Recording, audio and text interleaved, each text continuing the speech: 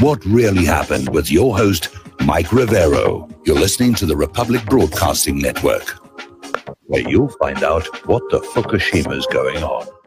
And aloha, America. And yes, I know I'm still using that even though I'm in Indiana right now. So aloha from Indiana. And it is Friday, September 6, 2019. Thank goodness it's Friday. Thank goodness it's Friday. Thank goodness it's Friday. We have a lot to talk about today. The phone lines are open, 800-313-9443. And before we get into the news here, I have some good news and I have some bad news. And the good news is Claire and I have found a place that we think we're going to be able to rent. And the bad news is it's not available till October 1st. And I'm just hoping we're not going to wear our welcome out here. So anyway, that's the latest on our expedition from Hawaii to Indiana. And I know I'm in Indiana now because when I wear this T-shirt, I survived the Hawaii ballistic missile. When I wear it in Hawaii, everybody laughs and they know what it means. And here in Indiana, I'm getting all these strange looks like, what? So anyway, starting right now and going to happen sometime in the next hour, India is attempting a soft moon landing at the lunar South Pole. They're going to be broadcasting it live, and if they succeed, they'll be the fourth nation to soft land on the moon, and the first nation to get down to that South Pole. And there's a lot of interest in the moon's South Pole because there is a series of craters down there into which the sun never shines. So it's just intensely cold in there, and a previous Indian space probe detected water ice. And so the idea is, if in fact there is a copious amount of water ice down there at the South Pole, that could form the basis for a permanent lunar station. And the issue of water on the moon has sort of gone back and forth over the years. Post-Apollo, NASA insisted the moon was totally anhydrous. No water at all.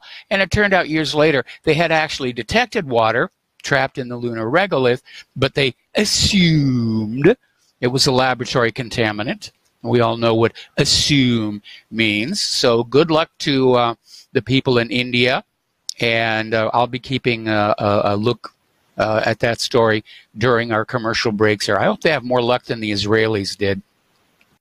Turning back to this country, of course, Hurricane Dorian has made U.S. landfall in North Carolina's Outer Banks. It's a Category 1 storm. It's still very dangerous. Apparently, they're concerned that a lot of people are still trapped on Ocracoke Island. And so it was a nasty storm, no ways about it. The Bahamas are saying their final death toll is going to be staggering. Thousands are still missing after this Category 5, 225-mile-per-hour storm. I saw an article where somebody came on out and said, well, you know, I pinged a whole bunch of Bahamian IPs, and they seem to be there, so it's really not that big a deal. Well, you know, wires flop around in the wind, and just because the IP is coming back at you doesn't necessarily mean anybody's there to be looking at it. So we'll just, you know, see what's coming on out of there. Interesting little story. Apparently this guy, Jason Sawyer, and his wife were watching a live camera feed of Hurricane Dorian lashing North Carolina's Emerald, where they have a home. The connection went offline. So the man used his smartphone to call up his Ring doorbell camera. This is a doorbell with a built-in camera, so either in your home or when you're away, you can see who's knocking at the door. And what he saw knocking at the door of his home was a tornado. And so unfortunately, he has lost his home, and I just hope he's got good homeowners insurance. Okay, a lot of people are still talking about this CNN climate town hall. Sean Hannity did this wonderful little monologue about it. It just went on for hour after hour after hour with all of the Democratic presidential candidates trying to outdo each other in terms of scare tactics and doom and what we're going to do to save the planet. And Sean Hannity pretty much nailed what's going on. He says, this is not about clean air and clean water and saving the earth. This is all about selling you on the idea of the need for complete government control over absolutely every aspect of your life, what you're going to eat, what straws you're going to use. And the Democrats were out there basically saying, we have to ban everything. They have to ban plastic straws, factory farming, hamburgers, incandescent light bulbs. There will be pain. Little embarrassment, though. I don't know anybody who's still using incandescent light bulbs. In fact, most people I know have already gone over from CFCs to LEDs. At our place in Oahu, we were all LED everywhere.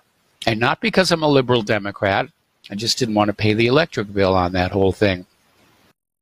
Now, it's an interesting story about those straws, because they're trying to ban them and get them replaced with paper straws in order to reduce the carbon footprint on the planet. And the stores that are already putting out the paper straws, they hand you two, because before you get to the end of your drink, the paper will soften and the straw will collapse and you have to switch to the second one. So there's a little bit of waste there. But here's the real irony. The plastic used in the plastic straws is recyclable. It can be remelted, reprocessed, used to make other things. The paper straws are not recyclable. They have to be trashed and burned. Ooh, more carbon in the air. So it's another classic case of the Democrats out there just throwing out these ideas without really knowing what they're talking about here. And apparently Buttigieg was out there saying, you know, we've got to get rid of straws, we've got to get rid of meat, and photos immediately surfaced of him from just a few months ago, where he's chowing down on a big steak and using plastic straws here. Elizabeth Warren, who seems to be the queen of the doomsday cult these days, is out there insisting we only have 11 years left. We only have 11, maybe we have 11 years left to save the planet from you icky poo human beings here. So it was, for CNN, a disaster. The ratings were just right there in the basement. People just didn't tune in. I think they're getting burned out on all the Democratic hysterics. And as a matter of fact, when they panned the audience in the CNN studio, some of the people were already asleep.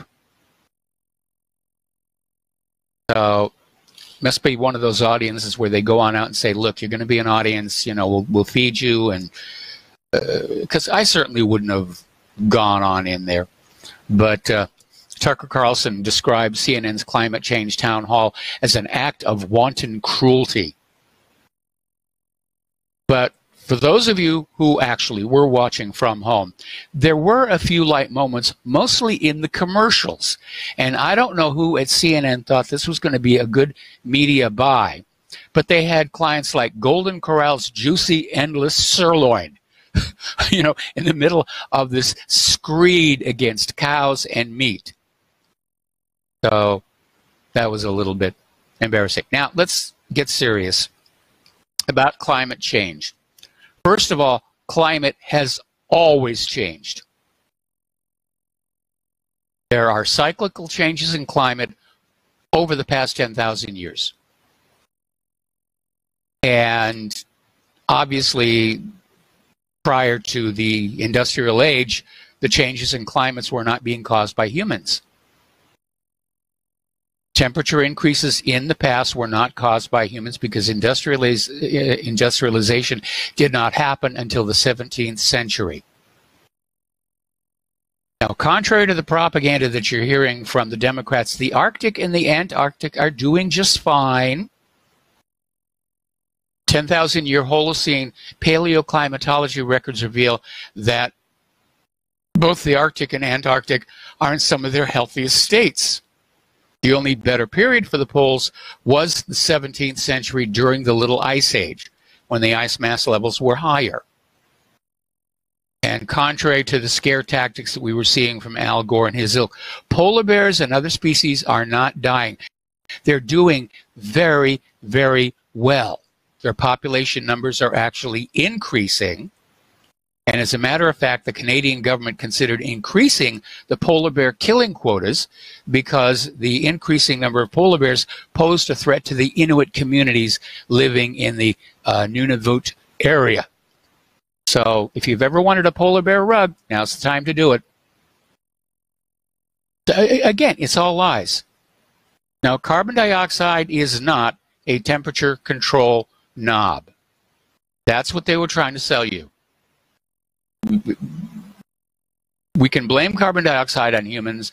We'll link catastrophic climate change to carbon dioxide, and we'll guilt the people out of their money and their obedience. But all of this talk about anthropogenic CO2 emissions, there was no empirical proof to support the claim. The only way to test it would be to wait and see if the assumptions came true. And as it turned out, they didn't. Atmospheric CO2 has increased slightly, and the world is actually getting cooler. NASA is now admitting that climate change occurs because of changes in Earth's solar orbit and not because of SUVs and fossil fuels and plastic bags and plastic straws. All right, moving on to other stories. Pardon me. The former strongman dictator of Zimbabwe, Robert Mugabe, has passed away. He was 95. He had a good run. And but the attitude of most people is good riddance to him, because he was not a very nice person. Okay, here's an interesting little story. Apparently, there has been this Muslim airline mechanic, worked for American Airlines, who tried to sabotage an airplane with 150 people aboard. This was not an act of terror. Now, fortunately, the flight crew realized something was wrong with the navigation system and got it working before they took off. But apparently, according to the criminal complaint, Abdul Majid Maruf Ahmed Alani, who was a veteran employee of American Airlines, did this as a form of labor protest because apparently the union contract negotiations have stalled,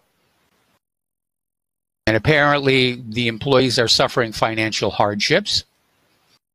And so this gentleman said it was never his intention to cause harm to the aircraft or its passengers, just to get them a little lost and delay the flight here. Turning down to South America, the U.S. military is now surrounding Venezuela with a new deployment in Guyana. And apparently, the U.S. military has now effectively surrounded Venezuela ahead of a possible military intervention. They've got it surrounded on the ground. They've got naval superiority in the Caribbean. And the Pentagon is working with Colombia, Brazil, and other regional partners on how to crush Venezuela's economy so that President Maduro would step down and be replaced with an obedient U.S. puppet, which is really what this is all about.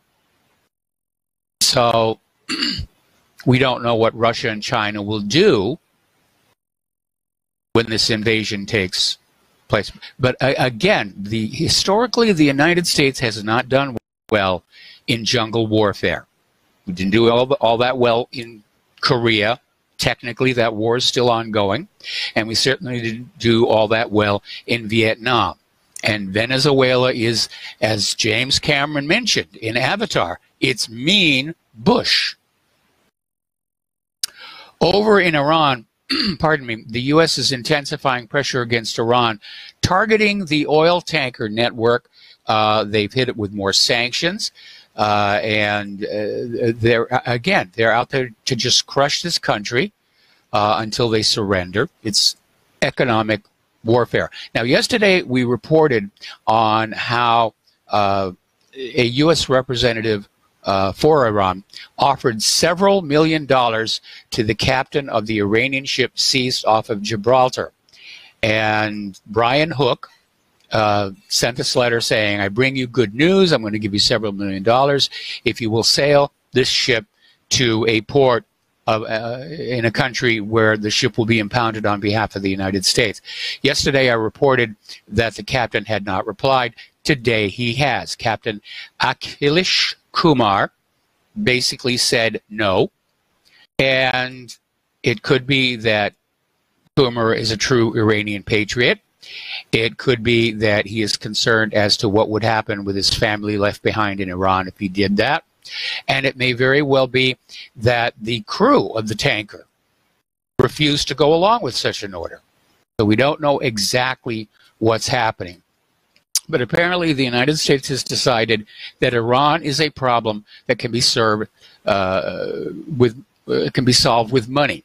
And the U.S. State Department is now offering $15 million in a reward program for anyone who provides information on the financial inner workings of Iran's Revolutionary Guard in an attempt to further disrupt them with sanctions. So the program comes after the U.S. declared the Revolutionary Guards terrorists, which was nonsense. This is a uniformed military service obedient to its government. They're not terrorists. So some analysts are saying they expect a backlash against the program as further harming European and other international diplomatic efforts with Iran. I think at this point we can pretty much say that the Trump administration doesn't believe in diplomacy. They don't believe in talking. It's almost like the days of Teddy Roosevelt, speak softly and carry a big stick. Now, yesterday we reported on how Donald Trump had said we're going to maintain a presence, we're going to keep 8,000 troops in Afghanistan, which is now our second longest war after Korea. And today they're announcing that the U.S. will pull 5,000 troops from Afghanistan and close some of their military bases within 135 days. So we're still trying to figure out who is actually calling the shots over there. The U.S. Army has now awarded 2 key hypersonic missile contracts. And remember yesterday we reported on how Putin offered Trump, so we'll sell you the hypersonic weapons we've developed. And then we'll both have the same weapons. That's détente, mutually assured destruction. And Trump said, no, we're going to build our own. And apparently Dynetics won the first contract to produce 20 common hypersonic glide bodies for both the Army and the Navy. Lockheed Martin won the second contract to upgrade 8 of these hypersonic glide bodies with guidance systems, rocket boosters, protective canisters, and a missile battery that can house 4 long-range hypersonic weapons. So they're going for the glitz and the glamour and the gadgetry and the whiz-bang factor, which, let's be honest, did not work out for the Gerald R. Ford, did not work out for the F-35, did not work out for the F-22. So this is obviously means more money for Lockheed Martin and Dynetics, but it's probably going to produce another piece of junk. Alrighty. Apparently a U.S. military jet had a little bit of a whoopsie during a routine training flight near Tucson, Arizona, and fired a rocket with a white phosphorus warhead. Now, the military is saying the white phosphorus munition hit a deserted area. No reason to doubt that. There's a lot of open areas in Arizona. But on the other hand, it left a really big crater outside Flagstaff. I saw a picture of that one.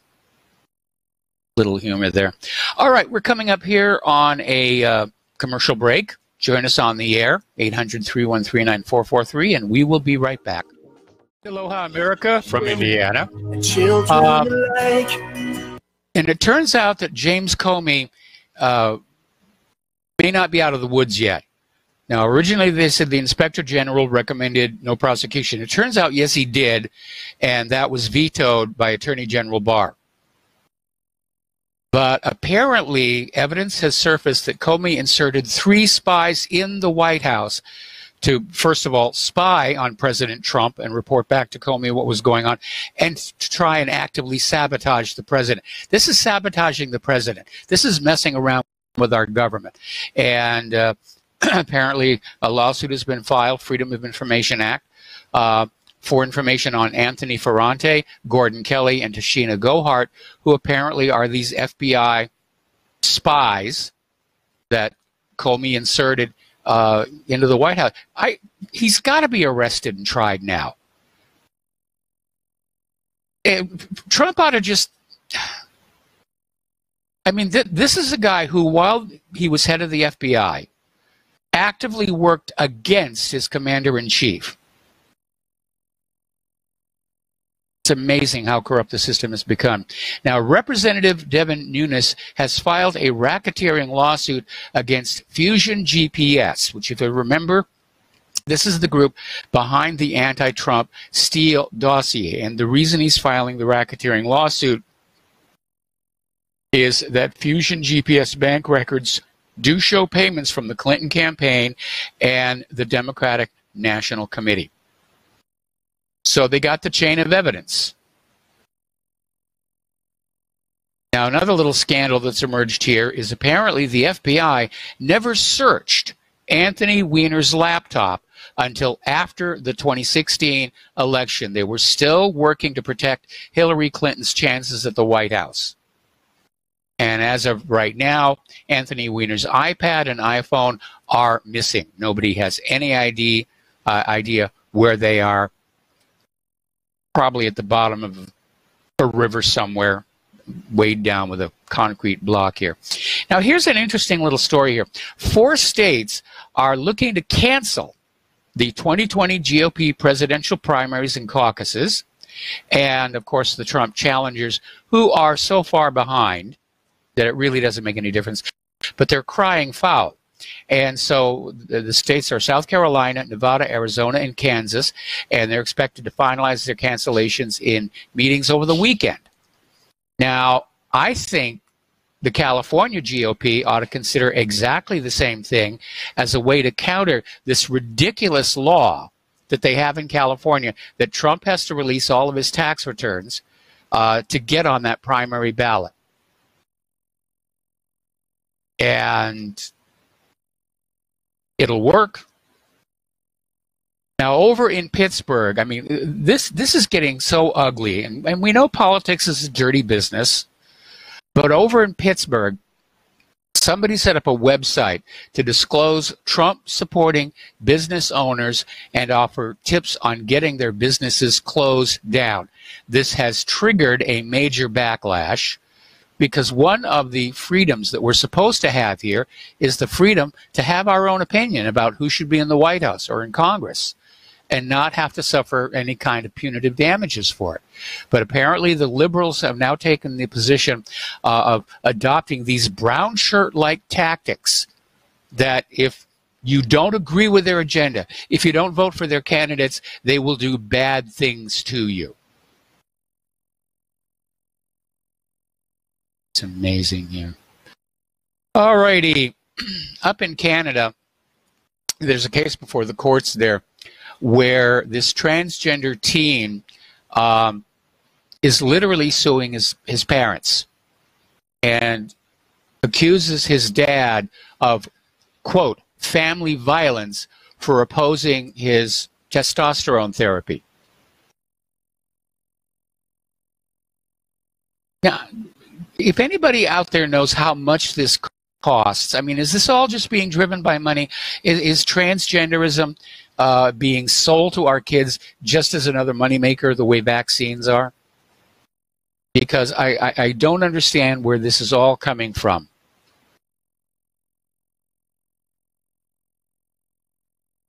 Anyway, apparently over in Sussex in Great Britain, the school there has enforced a new gender-neutral dress code. And apparently the police were there with the teachers acting like bouncers, blocking the school gates and sending pupils home who weren't wearing the new uniforms. So I don't know, maybe the teachers own stock in the uniform company. But apparently they were very, very upset when some girls wore skirts to the school. Now, the students don't like this dress code. The parents don't like this dress code. But it's another one of these ideas about, you know, we liberals think this is a wonderful thing, and therefore we're going to jam it down your throat as hard as we can. Okay, we got to take another break for commercials. Join us on the air, 800-313-9443, and we'll be right back. Aloha, America. Welcome back to the show here, and I was just checking in on the moon landing by the Chandrayaan-2 moon mission, and apparently it's gone through its braking phase. They still have not received any telemetry from the surface, but Mission Control is saying it's way too early to be worrying about this right now. But, you know, space is rough. And I think one of the things that led to the teacher in space tragedy was NASA's agenda to try and make it look like spaceflight was now as routine as air travel. And it isn't. Not yet, at any rate. Alrighty, so anyway, the Me Too movement has claimed its first fatality. A few days ago, Zoe Quinn accused Night in the Woods developer Alec Halauka of abusing her. He had no proof. He denies it. And apparently, we're in this accusation equals guilt mindset these days. So the company where Halauka was dying cut ties with him and canceled the game he'd been working on. And now apparently he has committed suicide. So when you hand that kind of power to somebody where they can ruin a life, or for that matter, take your guns, based on an unfounded, unproven allegation, you know that we have lost much of what used to make this the greatest nation on earth. Liberal author Rebecca Mackay says that no normal people, little dig in there at conservatives, should wear any sort of red baseball cap because they too closely resemble that of the Make America Great Again variety. So in her mind, just wearing the color red on your hat, that's a bad thing. We're back here to banning colors, which, if memory serves me correct, we have not had a government that engaged in that kind of stuff since ancient Rome, where nobody but the emperor was allowed to wear purple. And here is where it is getting really silly out there. Jennifer Aniston apparently did a magazine spread, and she's very tanned. That's part of her look. She's very, very tan. And immediately her photo spread was slammed as racist. She's in blackface. No, she's not blackface. That's the color of her skin. They're trying to make comparisons to former NAACP chapter leader Rachel Dolezal, who was born white but insisted that she was black and was caught wearing makeup. But I mean, this is Jennifer Aniston. And yes, she likes to have it. Now we're in a situation where if you go to a tanning studio and you come out a little overdone, they're going to scream you're a racist, that you're in blackface. That's just how ridiculous the whole thing has become. Okay, turning to the economic news. European gas prices plunged to a 10-year low. That's good for the Europeans. And apparently at the same time, we're seeing electric vehicle sales start to slow down. Nobody has any money. We were talking about it yesterday. Even the wealthy have stopped spending. They just want to hunker down because they think bad things are about to happen. All right, over at Boeing, they're struggling to get the 737 MAX back into the air. And, of course, Boeing's investors are very nervous about that. And they're trying to figure out when will the jet return to service. And it may not be all that simple because Europe's chief aviation regulator which is their version of the FAA, gave a presentation to the European Parliament Transport and Tourism Committee on Tuesday, and in it said there are other issues, and it may result in different aviation authorities around the globe lifting the ban on the 737 MAX at different times. And what that means is even if the ban is lifted here in the United States of America, the 737 MAX would not be able to fly into these other countries where it is still banned. And the airlines who bought the 737 MAX that are losing money hand over fist. This is not looking good for Boeing at the time when they're trying to come out with that new one, the 777. What is that? The 777 XT. I forgot the designations. It's a good-looking airplane. You know, it really is a very pretty airplane. But people are just scared. And several of the major airlines have already announced that when the 737 MAX does return to service, they will try and accommodate passengers who don't want to fly on that aircraft. This could turn into as big a aviation disaster as the de Havilland Comet. Pushed too hard, too fast, didn't test enough, got into trouble with that one. All righty. Over in California in Merced County, a sheriff's detective was shot and killed by an illegal alien who had been released from jail for prior offenses due to the state sanctuary laws. Guadalupe Lopez Herrera was arrested yesterday after shooting this Merced County detective in the chest. And still, the liberal Democrats think this is all okay. You know, it's just one police detective, really. It's a small price to pay, you know, for our one world government, our open borders. Apparently over in Montgomery County, which is an illegal alien sanctuary, I might add, apparently they've been lashing out at Trump and critics after 7 illegals were arrested for rape last month. I mean, can you look at the double standard that's on display here? You can't even make a polite comment to a woman without being accused of sexual assault and having her life ruined. But here we have these illegals murdering and raping, and they're being treated with these kid gloves, and frankly, I think kind of sucks. All right, we have a caller on the line. Ray in Indiana. Aloha, welcome to the show. What's on your mind? I just wanted to welcome you to Indiana. It's been pretty mild weather here for a few days, so I'm sure it's quite the change from what you're used to in Hawaii. Well, you know, we actually this year in Hawaii was pretty mild. We had a couple of near misses with hurricanes, but nothing major.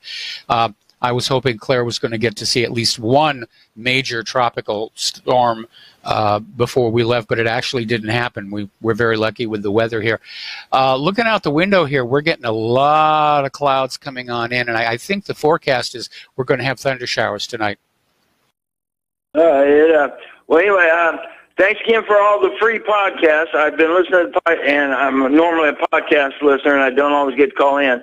But the other day you were talking to Dustin and Tom and all them about voting. I wanted to let you know Indiana is a very popular libertarian state, and I'm a libertarian and member of the party, and we've had ballot access for several elections now. So you will have a third-party choice on your ballot. Okay, good. Yes, and real conservatives vote libertarian. The present-day Republicans are not conservatives. And but anyway, like I said, I'm a podcast, so I don't know what you're talking about, so I don't want to take a bunch of your time. Anyway, welcome to Indiana. I hope you'll love it. And Who's Your Daddy is, there's several bars that have that name. Oh, really? Okay. And, Well, I can't use that. That would be a trademark violation, and I don't need to get sued my first week in on the mainland here. So I don't know if any of them trademark it because there's more than one that use that name. But so anyway, I just want to thank you for your show and the free podcast, and wish you good luck here in Indiana. And I like the idea that you said this is going to be your final move. You picked a good spot to pick your final move in. Indiana, yeah, I'm not going through that again. We have a balanced budget on the state. It's not like Illinois. And in general, the state government seems to be running pretty good. So, yeah, you all in all, I think you picked a good state. Well, it's starting to grow on me. And, like I said at the start of the show, Claire and I have located a place we think we're going to be very happy in. We're not going to be able to move in until October 1st, so I'm going to be using this little Windows 10 machine here for a little while longer than I'd hoped to. So anyway, thanks an awful lot. And you have a great time. All right, bye-bye. All right, bye-bye. All right, well, apparently things are not doing very well over in Mission Control in India. The communications between the orbiter and the lander have been switched on. The orbiter is functioning perfectly, but nothing yet from the lander. And if it has crashed, I feel so bad for those people because I know what it's like to sit at those consoles. And you develop an emotional attachment to your mission. You really do. All right, let's go back to the phones here. Joe in Tennessee, aloha. Welcome to the show. What's on your mind? Hey, Mike, I was just looking at the map. You're a little over 5 hours from me here. I'm a little bit east of Knoxville, but if you're ever down in the area, there's Knoxville and Asheville and Dollywood, and there's some Indian casinos. So if you ever come around, just look me up. Come visit me and my dogs. Well, I'm a dog lover. I love dogs here, and yeah. I mean, we still have to explore this place. We don't know what's around here. We're going to this little sort of fair tomorrow. It's a fundraiser for charity, and we're going to be doing that a little bit. I don't know enough about Indiana. I know Nashville's not that far, and that's a really good town. Yeah, and I like Knoxville. It's kind of scruffy. But I wanted to call about what Bernie Sanders said about controlling the population of third world peoples during the climate. I just think, could you imagine if a Republican or a conservative or Trump had said something like that? I mean, well, actually, they did. Richard Nixon did. I mean, he wasn't really public about it, but back during the Nixon administration, they actually did a study and said that the biggest threat to the United States was the growing population of third world countries because, gosh darn it, those people were just using up all those natural resources that American corporations wanted to have. And so they basically implemented a policy of covert sterilization of these women in these third world countries, and they've been caught doing it several times since then. So it's not really a new idea, and yes, it's also embraced by Republicans. Well, I know they said it 50 years ago, but in this day and age, with all the accusations of racism to anybody that says anything off color about third world populations. What does he mean? Africa and the Hispanic population in South America? I mean, third world countries are generally minority type peoples. So I think he means poor people. Well, I think that I find the left would never tolerate a Republican saying something like this. Now, it might have Nixon and Kissinger, I think, said it also. That was over 50 years ago. But I mean, they called Trump a racist at the drop of a hat. And yes.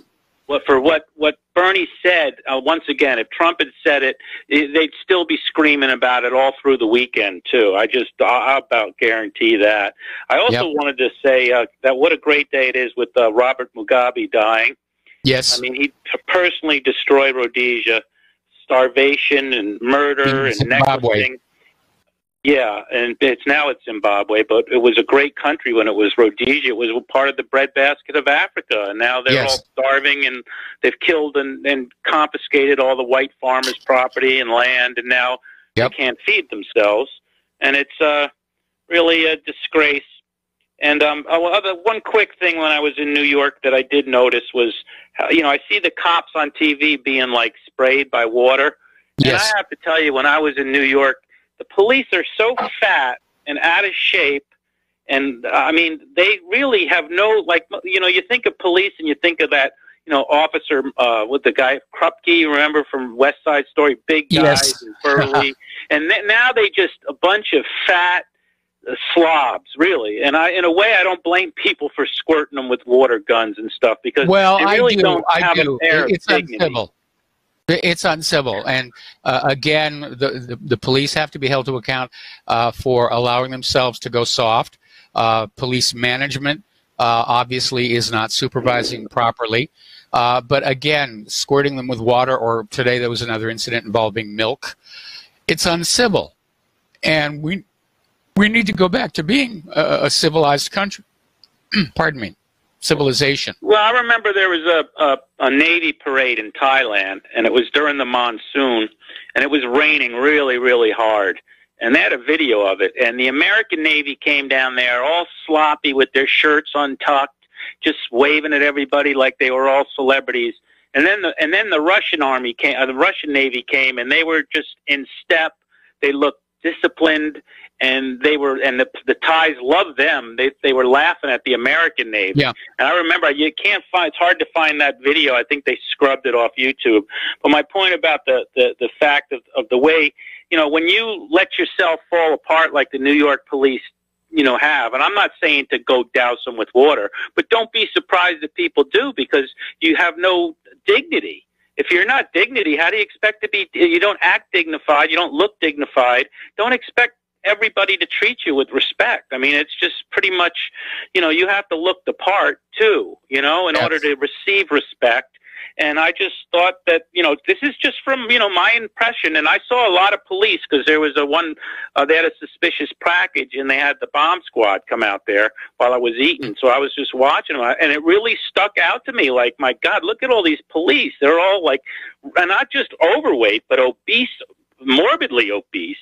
And it just stuck out to me like, wow, this is really something. I mean, where are they recruiting all these police from, So I don't know, but it's just well, they're recruiting it from the general population, and we do have a major obesity problem in this country, which I think relates to chemicals in our food. Anyway, listen, Joe, I got to let you go. Got to take a break for commercials. Back with another phone call after these few words. Aloha, America. Welcome back to our show here. Now, yesterday we were talking about how the Kroger's supermarket chain had put out basically a notice asking their customers to not openly carry their guns in their supermarkets anymore. This is in states where open carry is allowed. And today, apparently, 3 more big retailers have introduced the same thing. Walgreens, CVS, and Wegmans joined that list of businesses that are asking customers to avoid openly carrying guns in the stores. I think this is going to be counterproductive. And the reason I say that is very, very simple. If somebody walks into a store with ill intent, and see a bunch of customers carrying guns, they're going to be kind of turning around and going out. Anyway. All right, we're going to go back to the phones here. Peter in Los Angeles, aloha. Welcome to the show. What's on your mind?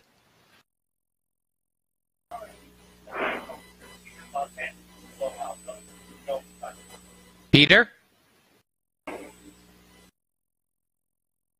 Hello. Mike? Hello. Yes. Oh, I'm sorry. I didn't hear you. Hey, welcome to Indiana, Mike. I'm glad to hear you back on the air and all. Well, thank you. I was just calling about the FBI, Mike, and about how Comey and McCabe and Strzok and all those people, even with the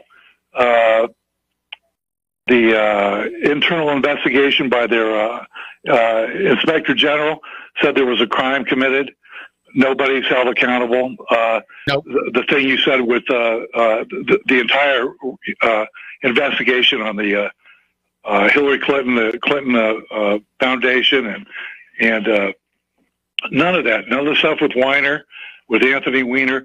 You know who does go to jail? The people. Hillary Clinton committed the crimes, and Julian Assange, who revealed the crimes. He's in jail. Yes. And the guy who the CIA who does the torture, and they're going free, and the new director is a torturist. But the person who ratted them out and revealed that they were torturing against the law, he went to jail too. Yes. That's just the way it goes. Nobody will ever hold these guys accountable. Barr is in on it too, obviously. Of course he's in on it. He had the opportunity to do it and didn't do it. It's just the justice system and the justice organizations in the United States are utterly, completely compromised, and they really ought to be broken up. It's a corrupted government, and what we need is for this government to go away. Either they lose a war or there's an economic collapse, because they're obviously not taking care of the nation and its people. If anything, they're trying to slam the gates on us because they know we're onto them. All right, well, listen, Peter, I need to let you go. We got to take a break for station identification. We'll be back with another phone call after these few words. And aloha, America. Welcome back to our show, hour number 2. The phone lines are open, 800-313-9443. And we're going to take a phone call from Chris in Las Vegas. Aloha, Chris. Welcome to the show. What's on your mind? Well, Michael, I was rather shocked to hear this preposterous position of Walgreens and CVS and some of these other places that want to exclude the common people from being properly armed because they have to be qualified, or should be qualified at least, and expert in handling their home defense implements when they go into these stores, and deter criminal behavior and making the place a easy to prey on pool of targeted individuals for those who would come in criminally with secreted arms or assault weapons, as the case may be, to go to a target-rich environment, especially when you consider they probably have exempted the so-called private mercenaries who pose as public servants, police officers and the like, from open carrying. When they come in there, they wouldn't expect them to disarm themselves and put themselves at harm's way of being preyed upon by others with illicit firearms in the store. Mm-hmm. And since the police actually have no more right to arrest than a common man or woman under the right to self-arrest or citizen's arrest, as they like to call it, it seems to be an unsupported, unsubstantiated hearsay position that's based upon myth and their fear that somebody with a firearm might potentially pose a danger, when more likely they're really creating more of a safe environment for shoppers to shop without fear of being preyed upon by predators with weapons that might come in with axes or knives or even guns if they're scary to the owners of the stores. And I think I'd shop elsewhere if it were me. Yeah, I'm not going to go into these places. Now, I don't open carry a gun, but there is a principle involved here. I think these stores have basically caved into pressure from the liberals. Earlier in the show, we were talking about how over in Pittsburgh, there was this liberal group got together, literally with an agenda to close down businesses that support Donald Trump. And I would say that they're probably expanding that same approach to businesses that support gun rights. And so we're probably going to see a lot more of these stores saying, oh, no, they're trying to bring back the gun-free zones, even though the gun-free zone has been an invitation for, mayhem. Absolutely, Michael. These criminals don't care if it's a gun-free zone or not. They just consider it a target-rich environment where they can go in and pick off the unarmed, disarmed, disabled, unprotected with ease and no fear of retribution or repercussions for their actions, unless the police may accidentally 20 or 30 minutes later show up. And then if they actually come inside to try to stop the shooter, it remains a myth and a curiosity, especially considering the Parkland shooting when they stood outside while children were being supposedly murdered. Yes. No, absolutely. And again, the courts have ruled several times that the police are under no legal obligation to intervene if you are the victim of violent crime. That if they feel they want to be safe outside, it's okay for them to do that. And I remember when I was still living in North Hollywood, which was, it was a long time ago, and I had a scanner. This was before police radios were encrypted. I'm giving my age away here. And, you could hear the police, and they'd show up at this place where, there was some kind of violent altercation going on. And you'd hear them just sitting in the cars saying, "Do you think it's safe to go in yet?" And, yeah, I think one of the things I like about Indiana, they seem to have a very healthy attitude about guns and gun control here. And I don't know that I'm going to avail myself of that with all the other things I've got to do. But it's definitely a healthy attitude, and there are signs in the stores. They're humorous, and, it's all about, don't come in here and try and rob this place because, you won't get out. Well, Michael, if you don't mind, I will support your position in case some of your listeners might be suspicious that the police actually have a duty to guard and protect them.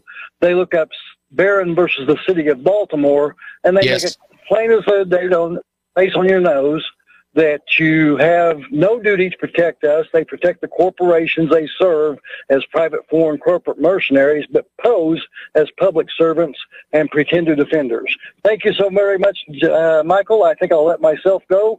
Carry on. All right. Well, thank you very much. I remember a few years ago there was a story that came out of Georgetown near Washington, and it involved these three ladies who were sharing a townhouse, and some criminals broke in and grabbed one of the women and were raping her on the first floor of this townhouse. And the other two women called the police and said, we have intruders in our home. They're raping one of us. Please come and help.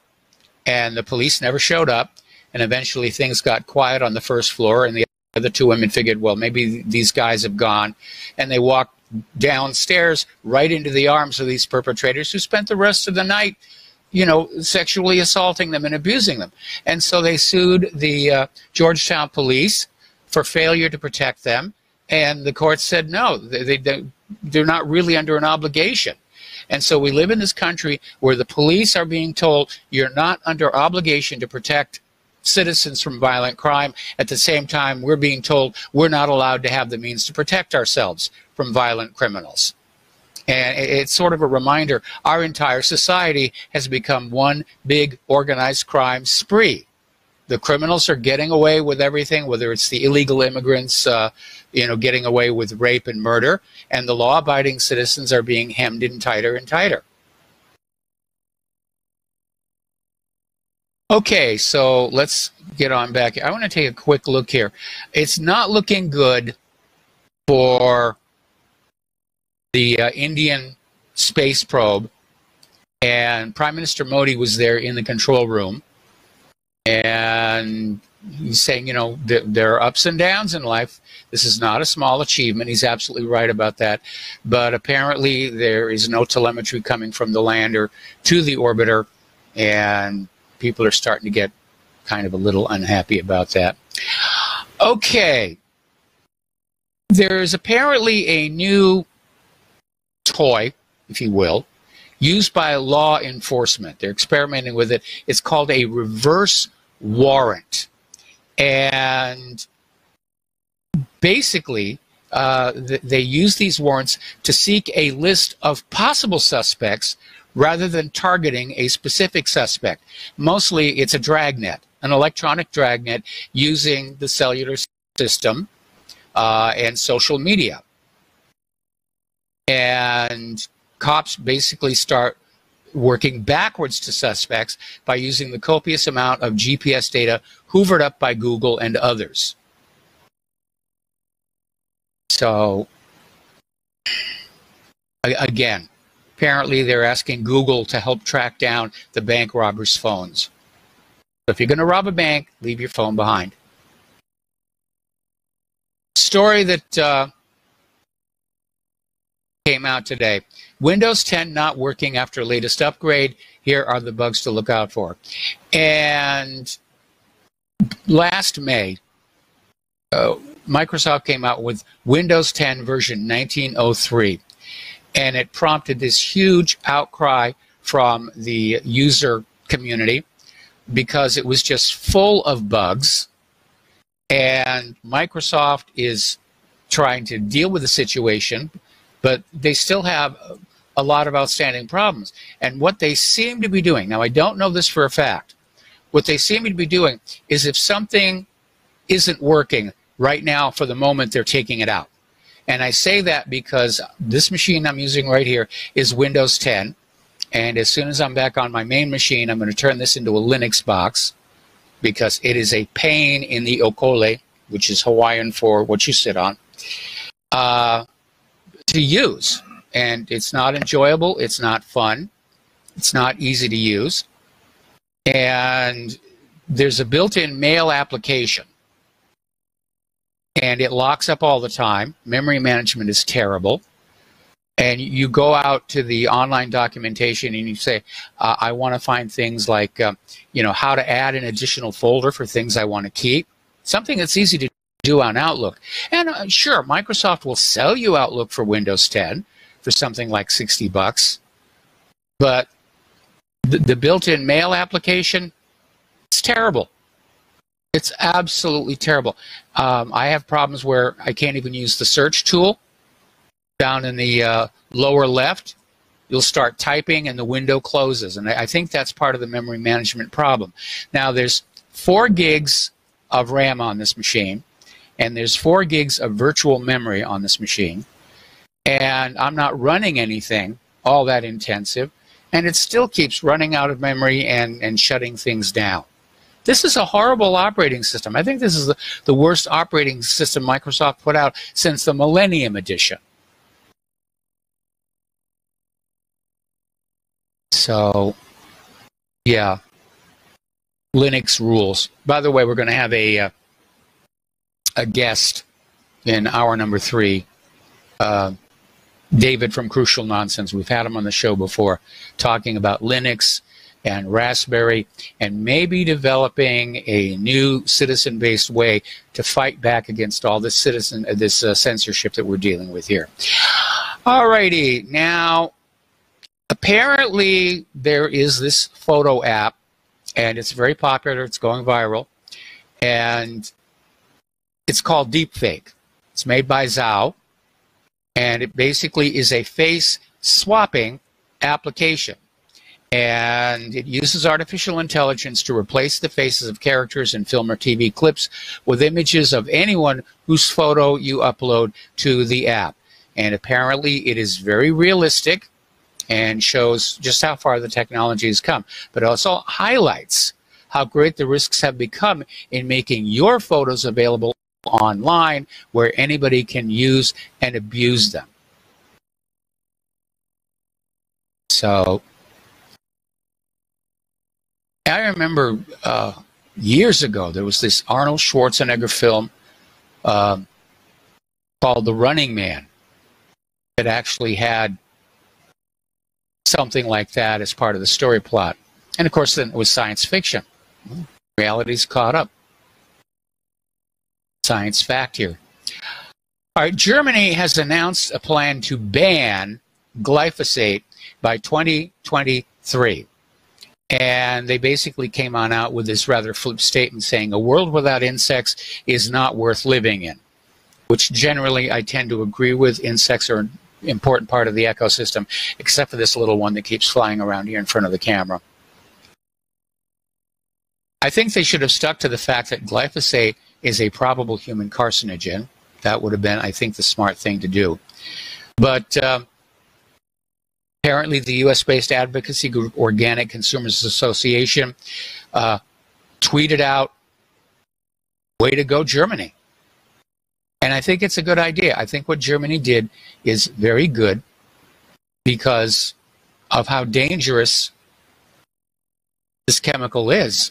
And again, getting back to this theory that our entire country has become this gigantic crime organization, then it makes perfect sense. Our corporations are allowed to sell products that are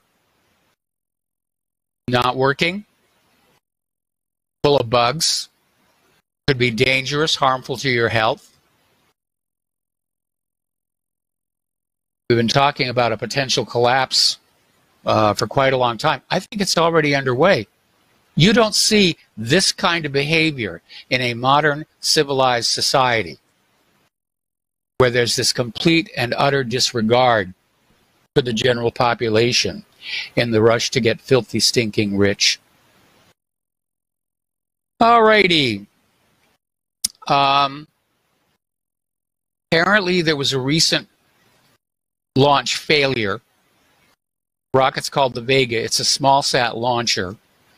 And last July they had a flight and it exploded, and the commission identified the most likely cause of the anomaly as a thermostructural failure in the forward dome of the Z-23 motor, which is politicians speak for the engine blew up. Space isn't easy, as our friends in India have unfortunately apparently found out. Alrighty. Now, this is a very bizarre story, and it comes from Europe. And apparently, Germany, these research organizations, Geomar and HZG, back in December of 2016, installed an underwater observatory at a price tag of $332,000. And it was just these two large racks with a combined weight of 1,631 pounds. And the equipment was connected to the German mainland with a huge cable. And about a month ago, it stopped transmitting. Figured, well, communication error. And they sent divers down to see what was going on. The observatory was gone. 1,631 pounds, it was gone. The cable was just torn off, completely shredded. They're out there saying, gee, I wonder what happened. Well, I don't know. Maybe somebody decided that $332,000 worth of underwater gear was something that they might want to have. Over at NASA, they've spotted something in deep space they can't quite explain. These are bright flashes of green and blue spots that appeared and disappeared very rapidly. And apparently the New Star X-ray Observatory was looking at the Fireworks Galaxy and saw multiple blobs of the green light that appeared and disappeared within weeks. Now, according to a new study published in the Astrophysical Journal, NASA's Chandra X-ray Observatory also witnessed the appearance and disappearance of the green blob. So we're not dealing with a mechanical instrumentation failure here. I'll tell you what I think it is. I think it's the alien civilization sending us a message to send more Chuck Berry. And unless you're my age and remember the Voyager mission, you probably didn't get that reference. Voyager, when it was launched, there were two of them, on the side was this gold cover, and inside this gold cover was a phonograph record. This was the brainchild of Carl Sagan. And it was sort of a more grandiose vision of the plaque that they'd put on Pioneer, one that offended so many people because it had a picture of naked humans on it. So on this phonograph record, one side was music tracks, and then the other side were digitally stored images, and of course they included the little playback head and detailed instructions on how to recover the data. And so after that was launched, about a week later, there was a message that came in, ostensibly through the Deep Space Network, saying, message received, send more Chuck Berry. Alrighty, now there's this scientist, Neil Gamel from the University of Otago in New Zealand, went all the way up to Scotland and collected DNA from Loch Ness. And he's out there with his new theory that the lake's fabled monster might be a giant eel. Now, of course, Loch Ness is known to be full of eels. So how does he know whether there's a giant eel or just a lot of little ones? But he held a news conference in Scotland and said the idea of a giant eel is at least plausible. Now, the reason I bothered running this story, there was something about it that I was very unhappy with. This story was all over corporate media, and it was illustrated with this iconic photo that's supposed to be of the Loch Ness Monster's head and neck coming out of the water. And the problem is that photo has been discredited long ago. It's a fake. And yet the media use it to illustrate stories about Loch Ness, and I think that's very dishonest. Okay, they just had the Burning Man Festival, and the festival's kind of deteriorating. I mean, originally it was all about arts and... Oh, we've got to take a break for commercials. Do join us on the air, 800-313-9443, and we'll be right back. And aloha, America. Welcome back to our show here. The phone lines are open, 800-313-9443. And we were talking about the Burning Man Festival, which began with high ideals of art, dance, music, just people getting on out there and being able to just do their own thing. And over the years, of course, we've seen all these photo essays of these young people having a really good time. Lately, it's unfortunately deteriorated. Apparently this year there were several deaths, sexual assaults, and a lot of hucksterism, a lot of attempts to simply, exploit the Burning Man Festival. I remember when I was a kid working for something called the Renaissance Pleasure Fair. And when I first started with them, it was really dedicated to the idea of historical recreationism. And the last time I visited the fair, it was just nothing but booth after booth. People weren't worried about anachronistic clothing or products. It was just, they were using the name value. Anyway, getting on back to Burning Man, apparently this 60-year-old Jewish artist provoked a reaction with what was called the Auschwitz Barbie exhibit, where he built these little models of ovens, crucifixes, and decorated them with Barbie dolls. And even the Anti-Defamation League, that was too much. And they said, you're trivializing the Holocaust, which that does not appear to have been his intention. But anyway. All right, let me see. Let me dig down here and find some more stories. Over in Great Britain, Boris Johnson, well, he's been betrayed by Jeremy Corbyn. Corbyn's bloc is now preventing the no-deal Brexit. They're preventing a new snap general election. Boris Johnson came on out and said, I'd rather be dead in a ditch than delay Brexit. But he had this pledge that if it wasn't done by the end of next month, that he would resign as prime minister. But supposedly he's meeting with the Queen at Balmoral right about now. Somebody got a drone back out over Epstein's Island, and apparently there's a lot of activity going on out there. And you kind of wonder why that would be the case on Little St. James Island. Now, we know that a computer that had been on the premises has been removed.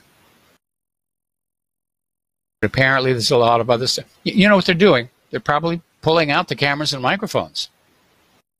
That's going to take a while. They're going to pull out all those wires, pull out the cameras and microphones, repaint, replaster, open it as a tourist attraction. Okay. I think we talked about this yesterday, but I'm going to mention it again. The U.S. visa can be denied if you or even your friends are critical of American policies, of which, let's face it, with American policies, People can be critical. All right. Whoops. Windows 10 is paying me back for the unkind comments I made a little while ago here. And again, let's take a quick look at what's happening over at Mission Control in India. And they're basically now confirming that communication with the lander has been lost. So I really feel bad for those people. I really, really, really do. Okay. Here's an interesting little story. This came out of Hideout Now. A recent study has said that fewer people are getting married because there's a shortage of economically stable single men. And I'm just waiting for some liberal lady to start screaming that this implies women are gold diggers. Now, this next one is very, very cool. There was this blind inventor who's developed a smart cane that uses Google Maps and sensors to identify its surrounding. And it's going to obviously make people who lack sight, they're going to be more easily navigating the world. So apparently it uses vibrations in the handle to warn you if there's an object nearby. That's a good one. It's a really, really good idea. Okay. Governor Greg Abbott has issued 8 executive orders in response to last month's mass shootings in El Paso and Odessa. And we're going to take another break here for commercials. Join us on the air, 800-313-9443, and we'll be right back.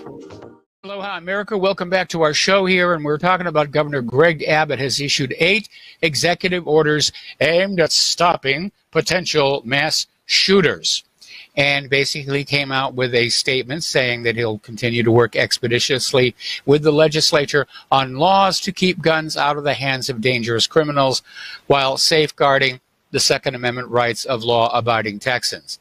And so his executive orders focus largely on strengthening law enforcement's ability to respond to and prevent future shootings. Well, tell them that down there in Parkland. Mainly through improving reporting channels and closing information gaps when members of the public or law enforcement agencies worry that a person might be a threat to commit violence. So they're talking here about the red flag laws. Okay? Now, Abbott is doing this because he wants to be seen as doing something about the problem, even if that something really isn't going to work. And if you noticed in all of this mass shooting situation, there's one area that nobody wants to talk about, and that is the link between prescription psychiatric medication and these acts of insane violence. And the reason this is important to talk about, you can have somebody who's perfectly fine, and they're a law-abiding citizen, they've got, guns, nothing that was set off a red flag. And then the doctor says, well, here, have some antidepressants. And they have a negative reaction. See, that's the problem. An ordinary, law-abiding U.S. citizen can be turned into a mass shooter with a bunch of pills. And that's the part nobody wants to talk about. Okay, let's grab some phone calls here. Al in Canada, aloha. Welcome to the show. What's on your mind? Hi, Mike. Hi. I'm glad you're back. Yes. Really glad you're back. It's amazing how much changes in a day or two, isn't it? Yes, very much so. Yeah, we're bombarded with this stuff on purpose. So anyway, I called to talk about glyphosate, yes. Monsanto, and in particular that Bayer. I'm sorry, what Angela Merkel or the German government said about glyphosate, which is, of course, now, it's produced by Bayer, bought up Monsanto. Bayer's a German international conglomerate. Yes. So Bear is I bet they're allowing having a itself, bad case of buyer's remorse. Yeah. But Bear is allowing itself 3 years to come up with something else, basically. Yes. Right? Yes. Because it was a blatant lie, what was actually published. It's a known carcinogen. Yes. So, who's running the country, Mike? Is it fascism? Is that fascism? Yeah, fascism Who's running is your when country, Mike? fascists. Fascism is when corporate power and government power are aligned together against the general population. And that's not my definition. That comes from Benito Mussolini, who we all recognize was the Olympic gold medal winner for being a fascist jerk. Yes. Fascism is running amok in my country. Yes. Canada. Yes. Which is that's already been proven. So it's pretty much done deal, I would assume. Who's left? I don't know, Costa Rica. One of the reasons we're out here in Indiana, and we're as rural as you can get. Yep. We didn't want to be in a big city. We didn't want to be near a big freeway. We're in this area. It's very rural, and we're basically... You got space. Yeah, we got space, and mostly it's just about, being left alone, not having a bunch of people pounding on the door trying to sell us encyclopedias. Yeah, it's a good thing. You're not. You don't have that. What did you call that island? You've been all over the island. You know every inch nook. What do you call that? What was that? What was that? Did you call that, Mike? Island fever. Yes, island fever. Is that what it was? Very real. So yeah. Well, that would not so much with us. I mean, we knew some people that really were suffering from island fever, and it was driving them crazy. But Claire and I, our lives are mostly internal. Claire's got her music, and I've got this stuff. And between the Honda, which was falling apart, and especially following Claire's back injury, we just never left the condo. And it's almost like what was outside kind of faded away. Now, during the last few weeks that we were there, we made up a list of things we'd like to see one more time before we go, most of which we didn't get to do. But here there's... I'm starting to realize there's actually, for a rural area, there's a lot of interesting stuff around here. Yeah. Your country is beautiful. It really is. I've been through a lot of it. This place is growing on me. Yep. And you don't even know it. So I hope, obviously you're going to be happy where you are, and you have a better internet connection. Oh, I certainly do. And yeah, it makes all the difference in the world. So, the thing is, Mike, you always have to move forward, right? Yes. Man has to have a destination. I just recently got on Skype actually doing video chat. It's almost 2020, Mike. I've had a computer for 30 years. I've been online since 1996. Yeah. So, I'm really behind too. Well, I'm not saying you are, but I'm really behind. Some of the other people might be as well. But the thing is, you have to move forward, right? Yep. And we know that we know everyone's watching, and you can't stop that. Nope. But it shouldn't scare you. I'm not afraid of it. I put out a lot of junk. I'm jamming the surveillance by putting out a lot of stuff that's just outright fake and lies and hoaxes, so that anybody looking at the data is going to say, this is useless. We can't go into court with any of this. Yeah, and yet you go on your website and it's, it's not too often that an article on your website is wrong. Yes, it has happened. Very, very rare. Avoid it, but I'm doing the best that I can. Yeah, you're doing a great job, Mike. I'm going to shoot you something off of PayPal there, and I'm asking the other listeners right now to do the same. It doesn't matter if even if it's only 10 or 15 US dollars. You get enough of them, it all adds up, and it all makes a difference. And you just went through some really hard times. You went a long way. You've come a long way. About a quarter of the globe. Yes. So, Mike. Yeah. Is it flat? No. It's not flat.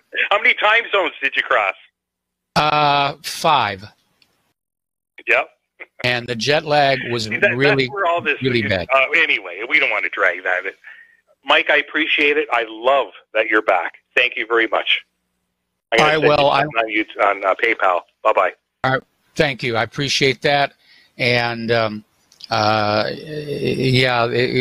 cost us a very great deal to make this move. We had we either sold or gave away or threw away a lot of what made our lives, how should I put this, the image of our lives, our identity. Because when you're living in a home and you've been there for a very long time, your identity gets embedded in what's in the house, the furniture. I had some beautiful antique dressers. I had to let those go. A lot of stuff, just a lot of stuff. At this point, I'm almost forgetting what we gave away, and I imagine I'm probably going to open up that shipping container after October 1st, and I'll look inside and say, gee, where's this and that? I mean, I had to sell my my Celestron astronomical telescope, my 5-string banjo, my guitar, my flute, and and yes, somewhere down the road, I'll reacquire, as it were. But it's painful letting that stuff go, because it's not just a banjo or a flute. It's my banjo and my flute. And it was a very stressful, very hard thing to do. All right, let's go to Tony in Puerto Rico. Aloha, Tony. Welcome to the show. What's on your mind? Yeah, hi, Mike. Listen, don't be too down on Mussolini. He made the trains and the buses run on time, and he got rid of the mafia. Okay? No, the reason why I'm calling, Mike, I was reading an article. There was an avalanche of ice in Mars. Now, yes. Let's talk seriously about this, Mike. Do you think maybe at one time there were humanoids living in Mars, and Mars got destroyed by a meteor? What do you think? Well, the evidence that I have seen is that Martian life never got past the microbial bacterial. I could be wrong. There's that one very odd image from Curiosity about this crab-like thing sticking out of the side of a gully, and I don't know why they didn't go back and take a closer look at it. But the evidence is that Martian life was very, very primitive. As far as Mars being destroyed by a meteor, there are 2 different craters that are of sufficient size to where an impact there would have literally splashed the atmosphere off into space. And of course, without the atmosphere, then the water would start to sublimate into the vacuum. But now Martian scientists are starting to say that there actually is an underground water system on Mars. And I'm still waiting for them to go on back and confirm what we found on Viking back in 1976. There is currently microbial life on the surface of Mars. But, NASA never likes to have to go back and admit they made a mistake. It took them years to admit that there was actually water on the lunar rocks. Okay. All right. Thank you, Mike. Have a nice weekend. All right. Thanks an awful lot. The phone lines are open again, 800-313-9443. So apparently YouTube has gone on this massive censorship binge. It purged 17,000 channels for hate speech. And people who are looking at what got purged are saying they didn't break any rules. It's completely arbitrary. YouTube says, I don't like what they're saying. So they get to go. And I think that's more power than we should be allowing corporations to have. I mean, I haven't checked recently, but as far as I know, all the music videos I wrote for Claire are still there. Some of my political videos may be gone. I think over the weekend I will do a prowl and see what's happening, if I'm still on YouTube or if I'm persona non Tubi. Alrighty, parents have sued a Minnesota school district saying it did nothing to protect their kids from rampant racism. Whatever happened to sticks and stones can break my bones, but words can never hurt me. We have been convinced to be these incredibly hypersensitive, overreacted, easily triggered people. Why? Because that way we can be manipulated. You're walking around with a live and let live attitude, and somebody screams at you that you're thus and such, and you just shrug it off. It's impossible to manipulate you. We're being conditioned to be controlled and directed.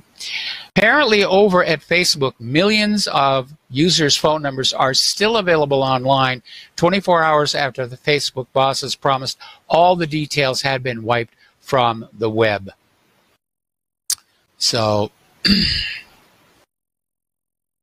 amazing thing. All right. Let's see.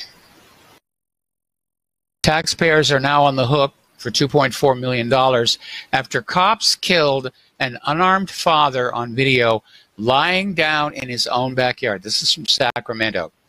And the body camera footage was released from a police shooting that took the life of a father who was confronted in his grandparents' backyard and gunned down because officers thought his phone was a gun.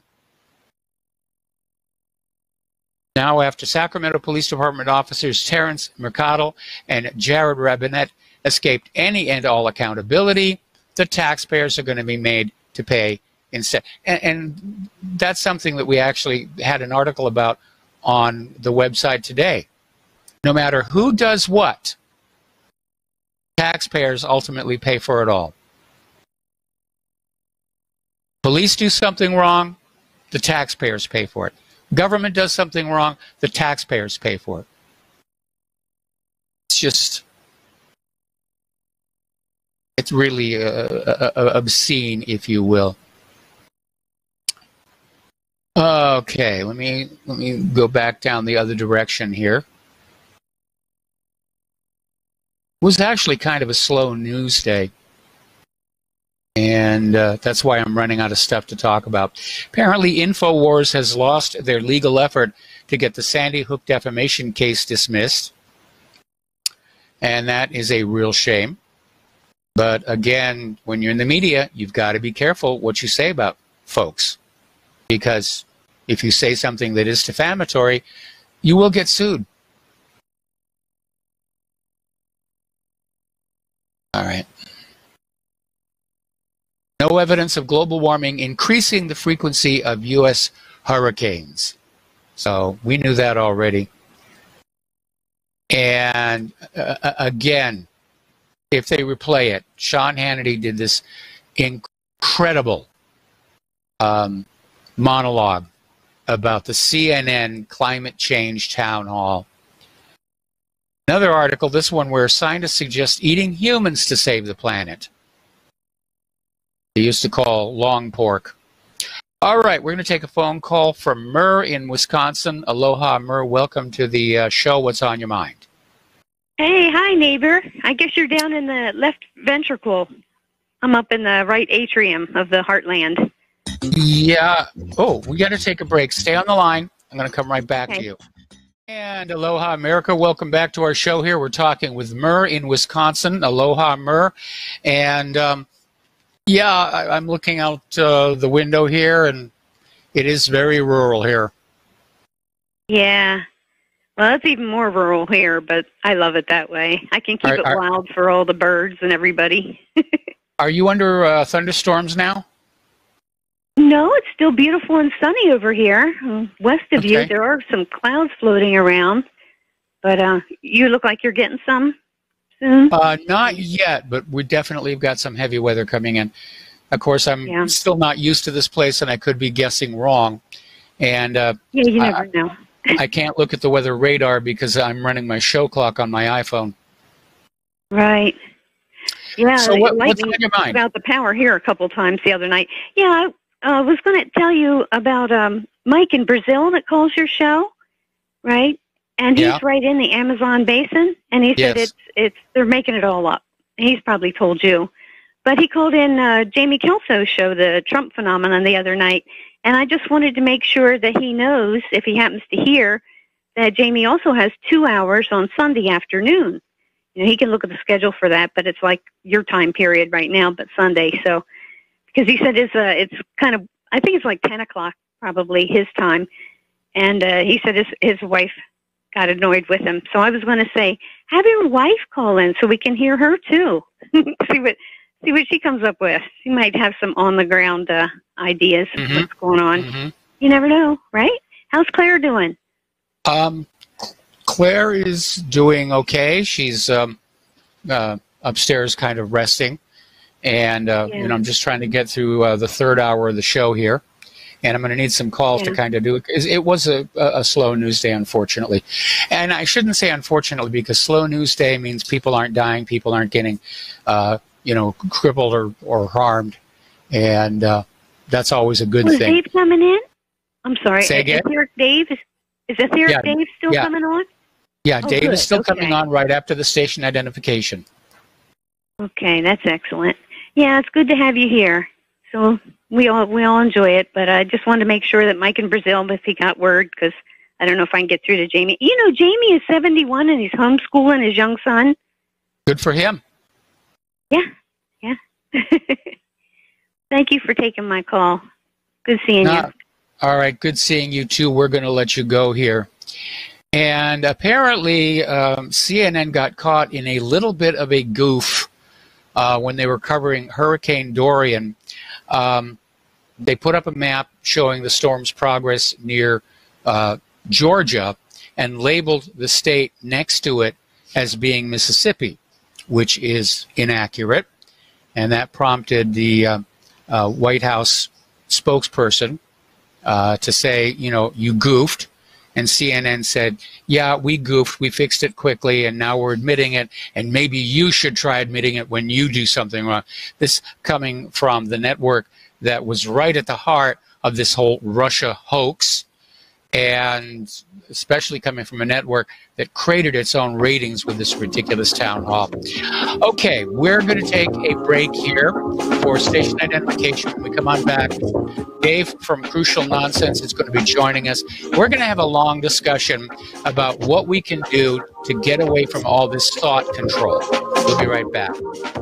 And aloha, America. Welcome back to our show, hour number 3. The phone lines are open, 800-313-9443. And joining us on the air right now is Dave from Crucial Nonsense, who has just, he's done a marvelous job developing all this new technology, which allows us to produce this show remotely without having to go through Twitch or Skype or anything else where somebody else has got their hand on the on-off switch. And I wanted Dave to come back on because, first of all, he's working on some very interesting applications for the Raspberry Pi 4.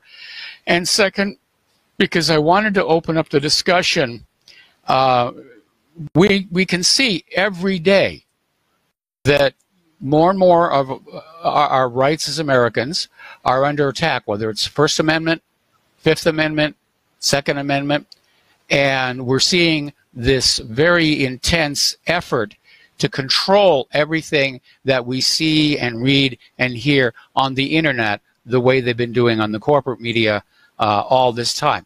And we need to develop a strategy to keep a free and open form of communication available for those who want to use it. So, Dave, welcome to the show. And first of all, again, thank you for the systems that you built here for RBN. And let's first of all talk about the hardware, the Raspberry Pi 4 and what you're doing with it. All righty. Welcome to me. Thank you for having me on the show. I appreciate that. Good afternoon to you. Yeah, the Raspberry Pi 4, we had mentioned that a couple weeks ago before you did the whole move, because the Raspberry Pi 4 has recently come out, and that's a huge hardware upgrade from the Raspberry Pi 3B Plus even. It has true gigabit, true USB 3, more processor power, and more memory. And let me step back just a second. I didn't develop the software we're using. I've worked on it, I've contributed to it, but this is not my software. This is open source stuff that we're using here. I just assembled all the pieces. And I put those pieces on the Raspberry Pi to see if we can't come up with a way to deploy the Raspberry Pi in a whole bunch of different locations. In your studio, in my studio, in RBN studio, in the radio station studio, and all the various bloggers and podcasters that want to be able to do this, they'll be able to get the Raspberry Pi and install open source software. And we've been a little tight-lipped about that up until now, but the open source base software that we're using is FreeSwitch. And it's a telephony product, but it goes beyond that because we're using high-quality Opus codec, 48 kilohertz audio, which exceeds the quality of Skype. That's why we're sounding a little bit better on the air. And it's an open-source, open platform. And a lot of people have been able to contribute to the project. And as a point of fact, we've actually contributed to the project to accommodate some of the stuff that we've been doing here at RBN. And that's not just hosted on the Raspberry Pi. But I've been running on the Raspberry Pi a PBX, FreeSwitch PBX, for the past like 3 years, and that's been controlling all my phone systems and all that stuff. We got down that path because my best friend, who is now Silent Key in the amateur radio community, he passed away. Cancer got him. I think it was the doctors, but that's a story for another time. I had the same thing about my mother, yeah. Yeah. Oh, it's a tragedy. I mean, it broke my heart, watching what he had to go through on there. But, we had worked very hard trying to establish a independent communication platform where we could, have high fidelity audio between us, where we could just talk openly and freely and not worry so much about, who was eavesdropping upon us and who was going to try to censor us and keep us from being able to share our information. And as a result of that, we went down the FreeSwitch rabbit hole and got a lot done on that, and was making great progress until he got sick. So, he passed away, and then, fast forward a little bit, the Skype was malfunctioning, and then you went over to Twitch, and then Twitch was being discontinued, and I just happened to have gotten to the point where we had gotten WebRTC to work, where I did a cybersecurity spot with Steve Elkins on Off the Beaten Path here in RBN. And I was like, well, heck, we ought to be able to use this for what really happened. And we really haven't looked back since, because we now have a platform, open source, mind you. We can modify this, but the source code's out here, and it can be deployed on not just the Raspberry Pi, but on any Unix, on any Windows, and on any Mac.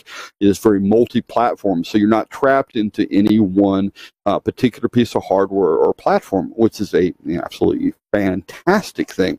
So yes. We have also virtual servers, VPSs as they call them, out there in the cyberspace on the cloud, as they call it. The cloud is really just somebody else's computer. But we're able to leverage all of those things. And what FreeSwitch can do is a brilliant thing with the media encryption, because most SIP providers out there will just throw you out there to the wolves, say, okay, here's your audio, here's your link and control channels and all that, and no TLS, no SRTP, no encryption at all, and they don't seem to value that we value our privacy. We do have a provider out there that is servicing us for call-in lines and other things that we're developing for other parts of this project called SignalWire, and they actually get it. They have been very good about the security. By default, all of that encryption and privacy is on. And these are some very forward-thinking people, and it's going to be very interesting to see how that platform continues to grow, because they've got the phone PTSN pretty well licked. We're getting into international numbers, and we got SMS. We can maybe do some SMS, listener comment lists. There's a lot of things that we're looking at being able to do into the future, and being able to do this ourselves through a myriad of different providers. So if one provider decides that, we've stepped out of bounds, well, screw you. We're using open standards. We don't need you. We can go here or there or anywhere else. And we can also set these things up where they can talk to each other. And we don't necessarily have to have an open internet for it, because we can use mesh networks. We can use our own things. We got Wi-Fi, being broadcast out, over, the amateur radio has the ability to do a 1500 watt, Wi-Fi access point. So, one way or the other, we're going to find a way to be able to, get our signal out to people and be able to, link them up, which is a really great thing, because all these centralization efforts by these big tech giants and by the governments and these New World Order globalist jerks, they want to control absolutely everything. And as you know, Michael, the ARPANET, as it was designed to be very decentralized. Yes. Whereas you were saying the other day, they could have nuked a third of it, off the planet, and it would still pretty much just keep right on going. And we can use that technology, the IPv4 and the IPv6 and all those things, and we don't have to use their links, because it's just basically a lease line thing. We can find our own RF links, our own way to do it, and they're going to make it difficult for us. And okay, maybe we'll hide in plain sight. We can disguise our VPN traffic amongst other stuff, and we're going to be very elastic about what we're doing. We're going to keep just being nimble. We're going to stay small and stay nimble and try to stay ahead of them, because we developed all of this technology in the first place, back when the internet was in its infancy, when it was all ARPANET, before it was all public, we were already working on these things. And now that they're using our toys against us, well, we'll just come up with better toys. Yes, absolutely. And, you're absolutely right. There is a concerted effort right now to reassert control over what we see and read and hear. And when I was a kid, obviously, this stuff was going on. And we were oblivious to it. The American people were charmingly naive and trusting. They believed the government and the media. And it wasn't until Jim Garrison came out with his book on the trial of Clay Shaw that I really began to say, I wonder what's going on. And having the instincts of an archivist, when John F. Kennedy was assassinated, I saved everything, all the magazines, all the newspapers and everything. And so I was able to go back in to look at this photo that was taken looking up toward the school book depository by trying to remember the photographer's name. I can't. It's evading me right now. But it captures the moment when Kennedy grabs his throat. And in the background, at street level in the doorway, is Lee Harvey Oswald. And that was the moment that I realized that what we're being shown on TV and movies and newspapers should not be trusted. And I went through that magazine issue, and I still have that, by the way. And I started seeing all of these things that were different. Like there was the photograph that was supposedly taken from the sniper's nest, and it was very low down, was actually taken from the Daltex building, and over on the right frame you could see the distinctive brickwork of the Texas School Book Depository. So that was another lie, and it was just right there in the magazine. And so I've been very skeptical of corporate media ever since, and of course that was reinforced during that whole Vince Foster affair. Anyway, David, we're going to take a phone call here. They've been waiting patiently. Steve in West Virginia, aloha, welcome to the show. Do you have a question for David? No. Oh, I'm sorry, Mike, I didn't realize he was on your show on the third hour. I can call back on Monday. All right, call back. I actually had a question. I had a question for you, but I'll wait. I can wait till Monday. All right, so call back on Monday. Okay. So thank you, Mike. Right. Have a good weekend. Thank you. So, David, you've thrown out a lot of technology here, and obviously, if we still have to use the internet, it's only a matter of time before the government will start adding more filters, more detection, more scanners to try and filter out the signals from our little system that we're putting together. So how do we bypass that? I remember the days of FidoNet, and maybe we could use an approach like that. But we're definitely going to have to be encrypted if we're going to conceal the fact that, we're out there, speaking truth in an age of lies. Oh, you're absolutely right. And as you pointed out, you did that NSA encryption challenge with an unknown encryption method, and it confounded everybody. And that's all we got to do. The beautiful thing about open source, Michael, is we can take all those really fancy encryption libraries and we can get in there and poke in them just a little bit to make them where they're not compatible with each other anymore, but only with our stuff. And then if they try to brute force that, they're just going to get garbage. And one of the things I plan to do with my excess bandwidth is just send back and forth random data. Let them try to decrypt that. I think they're a few monkeys short of an infinite supply to make any sense of that. Keep them busy. I mean, if they're going to get it, Michael, let's make them really work hard for it. And they're going to get, they got our cookie recipes. Oh, darn it. I mean, it's not like we're trying to, take over the world or do all these evil things that they're doing. They assume because they are into that stuff that we are also, of the same sort of, evil ilk as they are, and they're spying on us all over the place. Yeah. Of course, that doesn't solve any of our crime or anything. We haven't seen our society become any safer.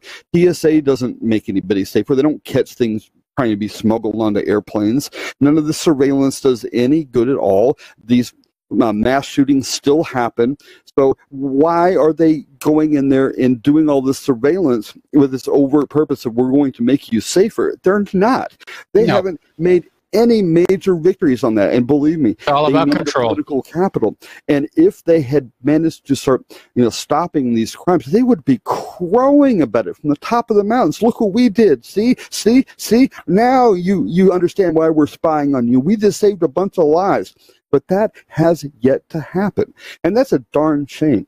So that leaves us using VPNs and other technology to be able to disguise this stuff. And, hey, the technology that we've got, with the networking stuff is really getting pretty interesting, with all the high availability stuff that we've got. And it just takes, people in the industry like myself that get fed up with all this garbage. And we take our skills and we put them to use architecting new systems. I mean, we built this internet in the first place, so why can't we just come up with a brand new method of doing this kind of stuff? I mean, the sky's the limit on that. Our imagination is the only limit, so we need to start imagining better ways of doing this and being able to interoperate with each other. We should be able to make a social networking platform where people can share their videos and their audios and their messages with each other without being able to be censored.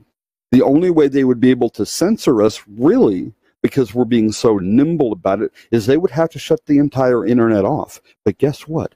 Their Achilles heel is the fact they monetize that internet. If they were to shut the internet off completely, the global economy would collapse that instant. It would be done, game over. And without that, they don't have their control anymore. So they aren't going to, they can threaten it all day long. But they can't do it, because if we can't go to Amazon and, order our, flatware, whatever it is we're going to buy today, from them, that's going to be a big, huge, gigantic problem for them. So, hey, we'll use that against them. You wanted to monetize it? Okay, the genie's out of the bottle now. Now you can't shut us up. You can try, but we will circumnavigate around that. We will flee from things like YouTube and Facebook and Twitter. These things, ladies and gentlemen, are only websites. They are not the internet. They have dumbed people down to the point where there's a lot of people out there with this conception that this www thing is the internet. The internet is simply a conglomeration of a lot of computers that are linked together where they can share information on a myriad of ports and services. And we're not taking advantage of that in full at all. We're using a few different things. We got SMTP for mail, and we got the www, for the websites and stuff like that. And heck, FTP has almost gone the way of the dinosaur now. And yes, you've seen all this stuff. So we have the ability to, start making new stuff that they don't recognize. Because as you had pointed out with the encryption challenge, if a new protocol comes around, it doesn't even have to be encrypted. They're not going to understand what it is until they can go through and figure out what's going on. See, Skype, back in the day when Skype owned it, before Microsoft bought it, it confounded the NSA and all the spooks because it was all proprietary. Yes. It had an algorithm and encryption that they did not understand. So we were actually it was using other people's computers. You know, the packets were being passed along. There was no one place where they could tap into it and eavesdrop or exert control. And that's why I get very, very nervous every time I see one of these big companies like a Microsoft they'll gobble up these really useful things because it means they're going to be weaponized and turned against us. Now, putting on my little crystal ball, which isn't actually here, I see a couple of things happening down the road. First of all, I almost see a Usenet-like environment as an interface for all of this. But of course, that will be identified and infiltrated the way they tried to shut it down all the way back with the Exxon Amendment. You know, just flood it with porn and say this is horrible, it's a danger, we've got to pass a law against it. But at some point, I'm expecting there to be a law against encryption. And we know that they're talking encryption bans all over Europe right now, and right now, of course, it's illegal. In Australia. Yeah, that's true. And right now, it's actually illegal to sell encryption outside of the United States without the permission of the NSA. But I'm expecting at some point they're simply going to say, no, you can't encrypt it. If we can't read it, it's a crime. Yeah, that's what they'll say. And with the Usenet thing, people were able to, forge posts and take that over, the whole porn thing. But now that we've got some more technology, the blockchain, it doesn't necessarily guarantee that you will have privacy, but we can use that for authentication to keep people from spoofing you and being able to get in there and insert things in there. And with the blockchain, once it's there, you can't take it back, because if you were to take that piece out, the entire chain falls apart. So, we start, looking at these new technologies and the new cryptographic, methods that they've got here, and we can take the best of all the worlds. A lot of this stuff is open source, and we can take this code and we can modify it to tailor it to how we need it to be. It's a huge, gigantic undertaking. I can't do this by myself. You can't do it by yourself. But if we get a lot of people together, working in tandem, not even necessarily all together on things will start to emerge and people will start using it. Us hacker types, back in the day before we turned evil, we're all about trying to figure out new ways of being able to do things. And that's what it was about. We'll try this. Okay, David, we got to take a break for commercials, and we'll come right back to you after these few words. Aloha, America. Welcome back to the show here. We've got Dave from Crucial Nonsense for one more segment. And we're talking about ways to sort of bring back an open internet to the American people. Now the government is obviously trying to shut it down and drag us back to the model of computing that existed back in the 1970s. So to me, the weak point is getting a data stream from my house to yours without having to go through the commercial internet, because that's going to be the place where they're going to attack it. Now, if we do packeting peer-to-peer, it's going to make it prohibitively expensive to do the filtering, but that strikes me as the weak point. If we could find another way, another affordable way for people to be able to hook these things together without going through the internet, and maybe that's just going to be Wi-Fi from my apartment to the apartment next door. We could bring back packet radio.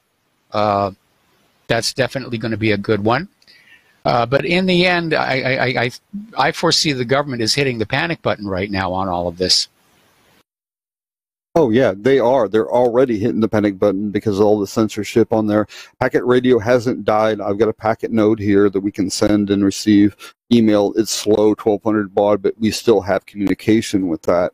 Yes. And there's going to be a lot of things. It's a good thing that you brought this up, because this is the kind of conversation that we really need to have. How do we solve this? And not one idea is going to be just the be-all, end-all, oh, we figured it out, eureka. It's going to be a combination of a whole plethora of ideas and methods. We'll see what works. And when they start attacking one, we'll just shift over somewhere else. We'll be nimble enough that we will just keep them so busy chasing us down that they won't know whether to wind their watch or go blind or whatever they say on that. That's the idea, anyway. Yes. I'm going to give out my email address over the air here because it's not going to be, spammed because somebody would actually have to physically type it down. But if you've got some ideas or you got questions about this, want to contribute some work and effort or ideas, thoughts, David@crucialnonsense.com. Send me an email. We'll open up a dialogue and we'll see what we can do on here. I've already got a lot of people all over this planet that have been collaborating with me on this, and that number just is growing like mad because everybody is absolutely fed up to death about all of this control that's being exerted on us, and we're getting absolutely nothing in return for it. If they were actually able to start knocking out all this crime and making us safer, at least for a time, people will be a lot more willing to go along with it. So it's probably a good thing that they're just as, blasé, but now we don't need to make you safer. We're going to tell you we're going to make you safer, but we're not going to make you any safer. So now we really do have absolutely no justification for any of the spying and the TSA and all that stuff because it's done absolutely nothing for us. So we just need to think about it because we have a little bit of time left, but not a lot.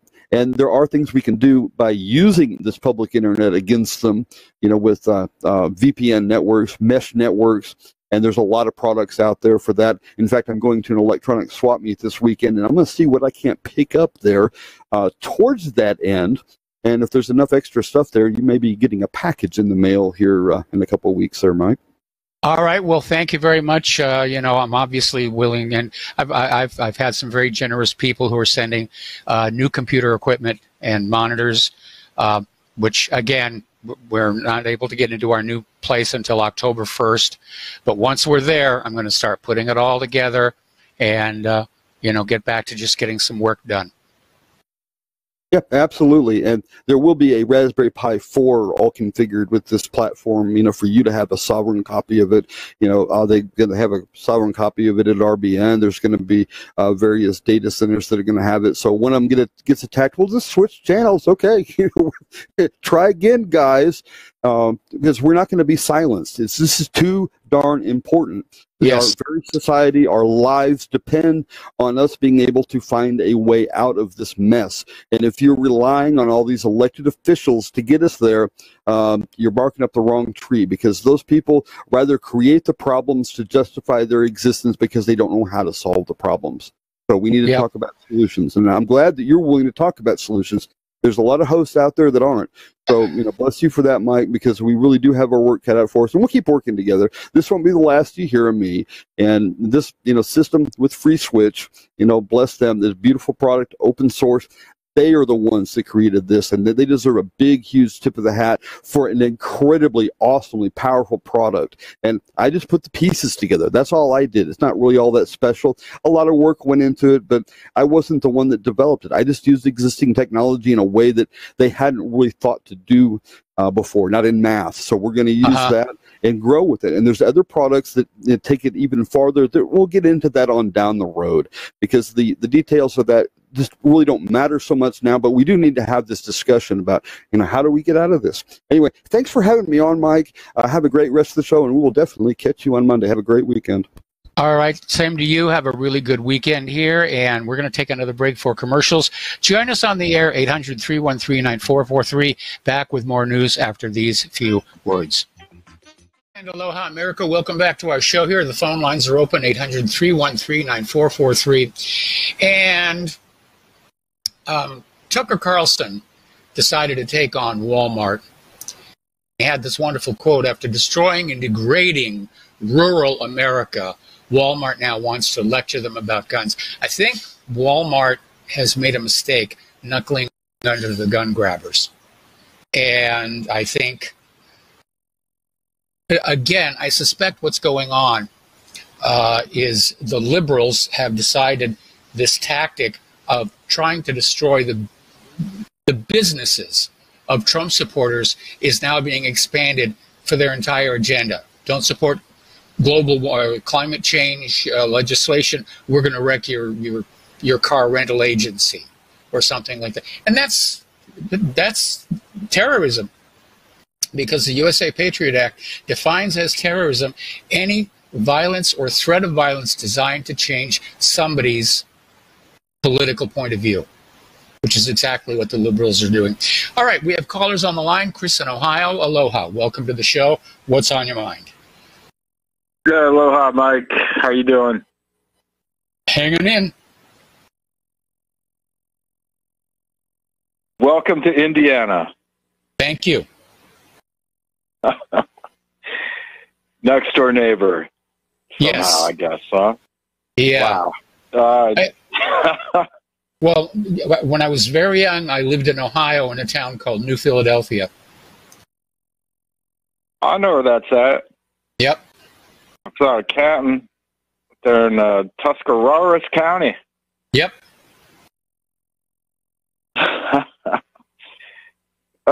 Yeah, moving, man. It gets harder the older you get. This was a killer.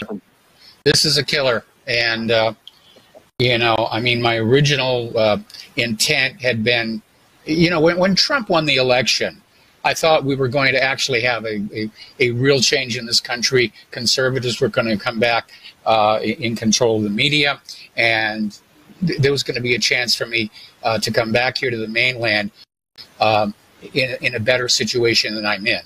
And that just did not happen. Finally, I hear you. We made the leap, and it did cost us a lot. But we're here now. The place is growing on me, and we're going out to this local little charity fair tomorrow. And yeah, there's actually a rather large. Conservatives ever lose control of the media, or I don't even know what that means. Well, liberals used to complain about the conservative media, and the liberals then targeted the media. But, this gentleman that I'm staying with here right now says the reason the liberals are winning is really quite simple. Conservatives have been taught, don't fight back. We're too polite. And that's why these liberal tactics are working. I can see that. However, I would also posit that the whatever they are that constitutes the quote-unquote media are more chameleon than they are liberal or conservative. Just a thought. Well, I would say definitely not when you look at how they behaved during the 2016 campaign, and especially after Hillary lost. There wasn't even a pretense of being unbiased or objective. Correct. Yeah. I'm probably overanalyzing things again in my own mind. Well, Occam's razor can be a very good friend. The triple blade? And the shave cream. One thing I was going to... Oh, go ahead. I was going to say with Socrates' picture on the can. For sure. Yeah, taking a big long swig. Well, that's what Friday nights are for. For sure. Most definitely. One thing I was going to encourage you is to stick with the Aloha America. Okay. Definitely. The who's your daddy stuff? No. Okay, well, I'm starting to lean that way anyway because we had this caller into the show who says there's a whole bunch of bars that already use that as a name. Yeah. And so are you familiar with the David Bowie song Heroes? No, I'm not. Late 70s era. There's a live version of that song. I don't know what year, late 90s. Yeah. Pretty cool.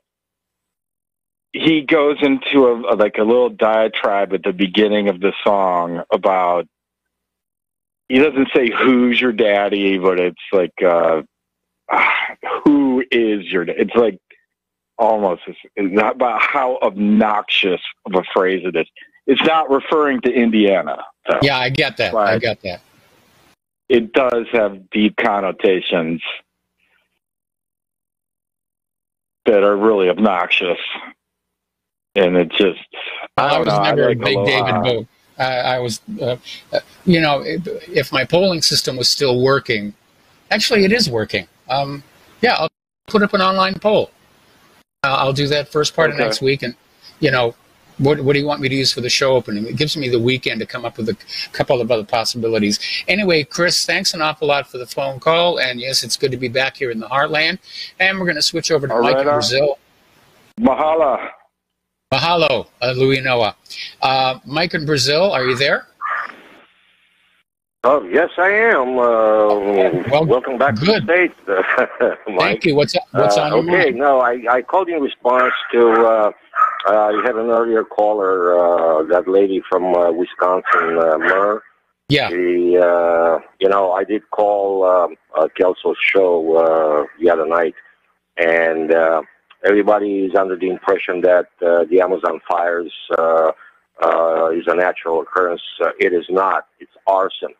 And they caught, last week, they caught 70 people, 70 people, with all of them equipped with maps, strategic maps of various regions where they were supposed to set fires. And every single one of them was part of the Sao Paulo Forum. You know what Sao Paulo Forum is, right? It's an organization of Bolivarian communists, like Evo Morales of Bolivia, Hugo Chavez of Venezuela, Maduro, and the rest of them. They're all communists, but they're not Stalinist communists. They're Bolivarian communists. There is a distinction. It's a fine line, but there is a distinction between the two. And they caught this happened last week, and they caught 70 of them. The indigenous people of the Amazon caught them, and believe it or not, they do have cell phones and they do have signal, because some of them live in proximity of a city, so they pick up the signal. And they called the army, and they took them into custody, and they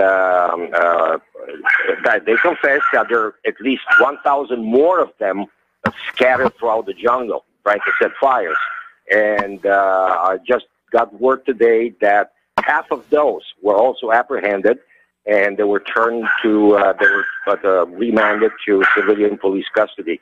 So they were all paid arsonists to make Bolsonaro look like he's inept, that he's incompetent, he cannot take care of his own country, and that all of that is false. This was the work of the jailed ex-president of Brazil, Luiz Inácio Lula da Silva, the only ex-president that I know of who is incarcerated. I wish the United States should have led this thing, incarcerating evildoers, including presidents. Mm-hmm. Well, that didn't happen in the States. It happened here in Brazil. He's the only president that I know of who's behind bars. Well, actually, he's not behind bars.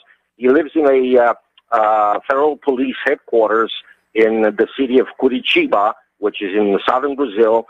And basically, his cell is not a cell; it's a large conference room where he has a bed.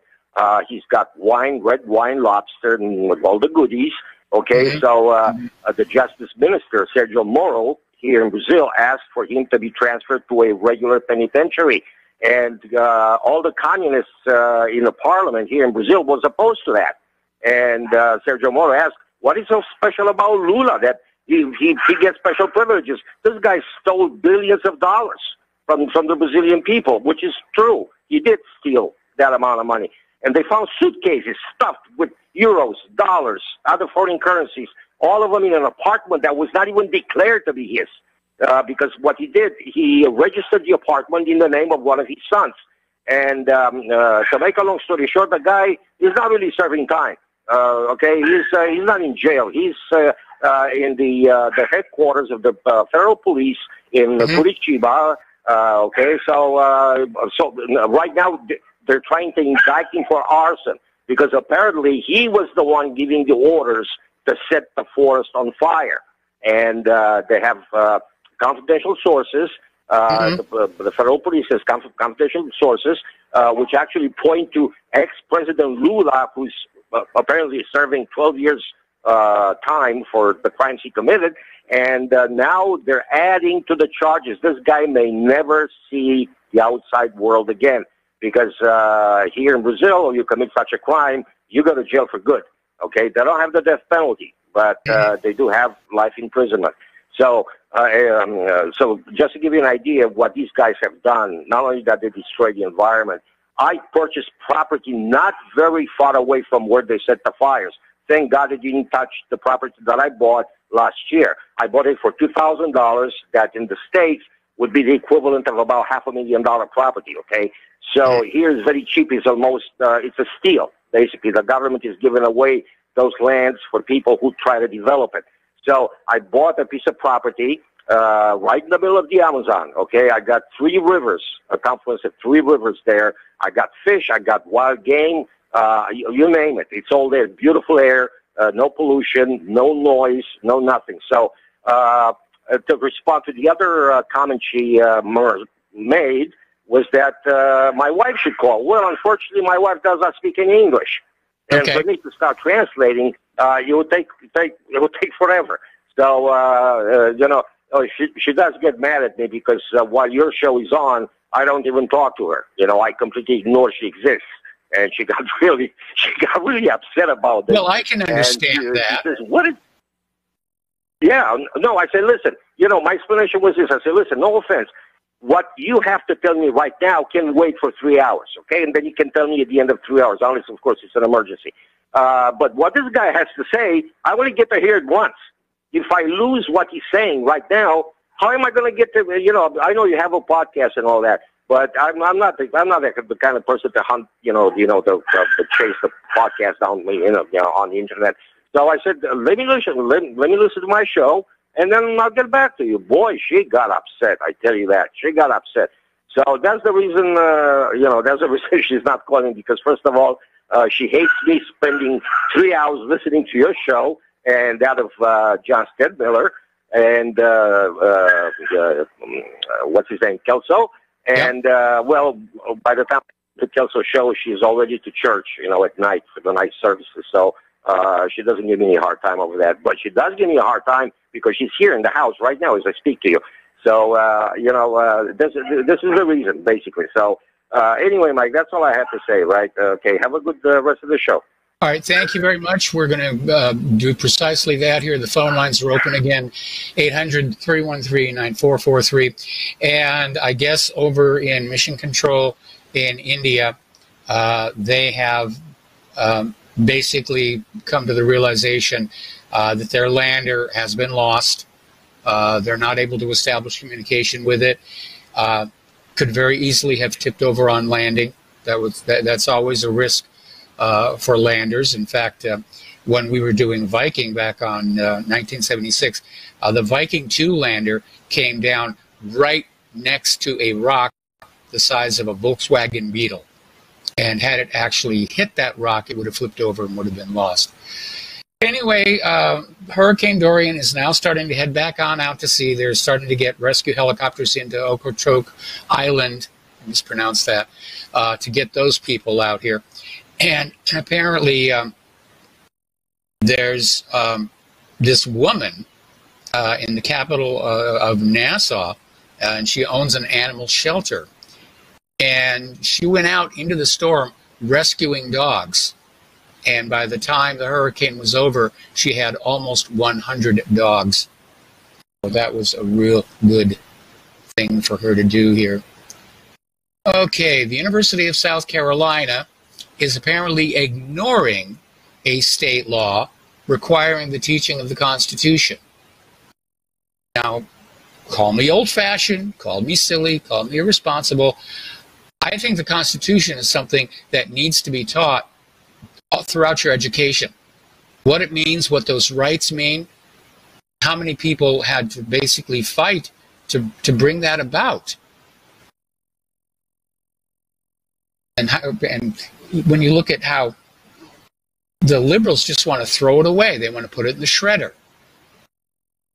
They want their socialist utopia, as Margaret Mead promised would happen in Coming of Age in Samoa, which, by the way, is an intellectual fake. Alrighty. Apparently, higher consumption of soft drinks is linked with an increasing risk of mortality. Get this up here. Apparently, there is a center being opened in the United States to study psychedelics. If I were younger, I might actually volunteer for that. Okay. Feeding dogs and cats raw food diet rarely causes infections. I know the dog and cat food companies like to say, oh, no, it's got to be cooked. Got to be cooked and seasoned just right. We'll put it in this little tiny can. You know, very often our pets are being fed better than their owners. And we have a dog here where we're staying, and it's a cool little animal. Anyway, we've got to take a break for commercials. We'll be right back. And aloha, America. Welcome back to our show. Last segment of our program today on this TGIF Friday here. And apparently, this is an example of what I mean when we've lost our civility. Because apparently, a while back, there were these two guys, Adebisi Okanai and Leopold Hauser, who basically assaulted a man outside a Portland bar for wearing a Make America Great Again hat. And they beat him up pretty good, and the Portland grand jury has now dropped all charges. So this is a very dangerous trend where violence against conservatives is now being condoned legally within the system. It's amazing here. Alrighty. Talked about the dogs here. Talked about South Carolina. DARPA is still working on their anti-meme militia to fight deep fakes and polarizing viral content, meaning anything that is controversial here. In other words, you will only be allowed to see what we will allow you to see. Okay. Higher consumption of soft drinks linked with an increased risk of mortality. Not exactly sure. I mean, mortality is the same for everybody. It's one per customer here. And apparently in New York City, remember there was that big stink a while back where the mayor got upset over a comment that the city was filthy. Well, apparently this resident of New York City has racked up $300,000 in fines for a home covered in garbage. All right, here's an important story here, and it's about Microsoft.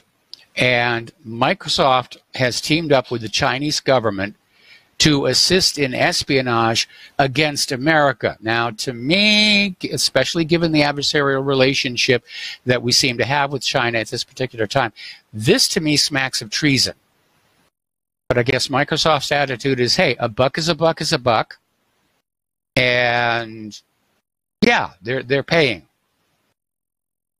Alexandria Ocasio-Cortez is complaining that building the border wall is a project driven by Trump's ego. That we don't really need the wall. Illegal immigrants are not a problem. We've mentioned this before in the show. Bernie Sanders announces support for global eugenics and depopulation, calls on accelerating abortions in countries populated by people of color. I don't think that's exactly what he said. I think he said poor people.